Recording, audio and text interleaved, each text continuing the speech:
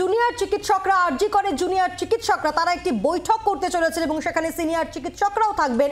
এই বৈঠকে মূলত আগামীতে তাদের আন্দোলনের রূপরেখা কি হবে তা নিয়ে আলোচনা হওয়ার সম্ভাবনা রয়েছে। চলছে জুনিয়র চিকিৎসকদের পূর্ণ কর্মবিরতি, নতুন করে অচলাবস্থা, জট কাটবে কোন পথে, আন্দোলনের রূপরেখা ঠিক করতে আজ বৈঠকে বসতে চলেছেন জুনিয়র চিকিৎসকরা এবং থাকবেন সিনিয়র চিকিৎসকরাও। আরজি করে জুনিয়র চিকিৎসকদের এই বৈঠক, সেই বৈঠক থেকে কি নির্যাস বেরিয়ে আসে? অর্কদীপ্ত মুখোপাধ্যায় আমাদের প্রতিনিধি রয়েছেন আমাদের সঙ্গে সরাসরি। অর্ক, এই বৈঠক দুটোই শুরু হওয়ার কথা, শুরু হয়েছে কি বৈঠক, কি আপডেট?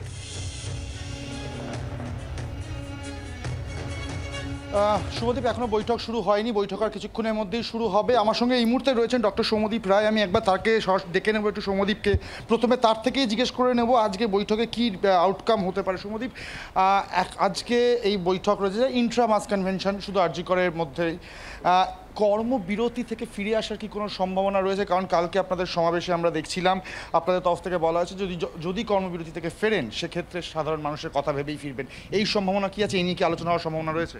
হ্যাঁ, সবটা নিয়ে আলোচনা হবে। আপনারা জানেন যে আরজি কর মেডিকেল কলেজ হচ্ছে এই আন্দোলনের প্রাণকেন্দ্র। এখানেই সমস্ত ঘটনা ঘটেছে। 9ই আগস্টের ঘটনা, 14ই আগস্টের যে আক্রমণ, ভ্যান্ডালিজম, সেই আক্রমণ এখানকার আরজি কর মেডিকেল কলেজের আমরা যারা আছি, পিজিটি থেকে শুরু করে ছাত্রছাত্রী, শিক্ষক সবাই মিলেই এই আক্রমণ প্রতিরোধ করেই আমরা আন্দোলনকে এগিয়ে নিয়ে গেছি। ফলে আরজি করের মতামতটা খুব গুরুত্বপূর্ণ।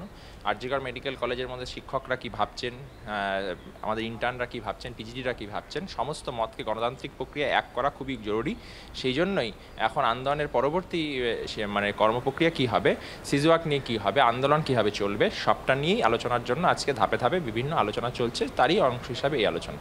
আরেকটা প্রশ্ন করব, আমরা জানি যে জুনিয়র ডাক্তাররা পূর্ণাঙ্গ কর্মবিরতিতে রয়েছেন, সিনিয়র ডাক্তাররা সেক্ষেত্রে বেশি ওয়ার্কলোড নিচ্ছেন। রোগী পরিষেবা কি স্বাভাবিক রয়েছে? আপনাদের কি মত? রোগী পরিষেবা তো এখনও পর্যন্ত স্বাভাবিক, কারণ যে সিনিয়র ডাক্তার এখনও পর্যন্ত তাদের সমস্ত কাজ চালিয়ে যাচ্ছে। আমরাও মাঝে জয়েন করেছিলাম, আবার 3 দিন ধরে আমাদের আবার কর্মবিরতি চলছে। কিন্তু এখনও পর্যন্ত রোগী পরিষেবা, কিন্তু আমরা ইমার্জেন্সি পরিষেবা শুধু কয়েকটা ইলেকটিভ বিষয়, ইলেকটিভ ওটি এরকম দু একটা বাদ দিয়ে বাকি সমস্ত কিছুই কিন্তু একদম স্বাভাবিকই রয়েছে বলেই আমরা দেখতে পাচ্ছি।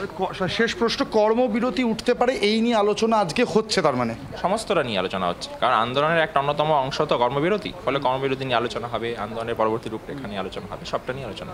অনেক ধন্যবাদ সৌম্য আমাদের সঙ্গে কথা বলার জন্য। আমরা কথা বললাম ডক্টর সৌম্যদীপ রায়, আরজি কলেজ জুনিয়র ডাক্তার।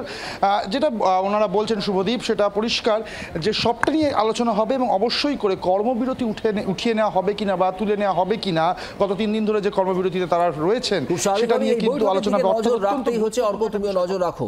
আপাতত ধন্যবাদ। আর রাজ্যপাল সিভি আনন্দ বোস তিনি এই আরজি করের পরিস্থিতি, এই আন্দোলন তা নিয়ে যে প্রতিক্রিয়া দিয়েছেন শোনাবো আপনাদের। To find a solution to this and to give them justice. That is the duty of the government. Black flag is welcome. That's a way of protesting. In democracy, anybody can protest. Let them protest. Political parties are a fact of democracy. They have a right to protest. They can choose which way they should protest. বাংলার আওয়াজ, বাঙালির আবেগ, জি 24 ঘন্টা।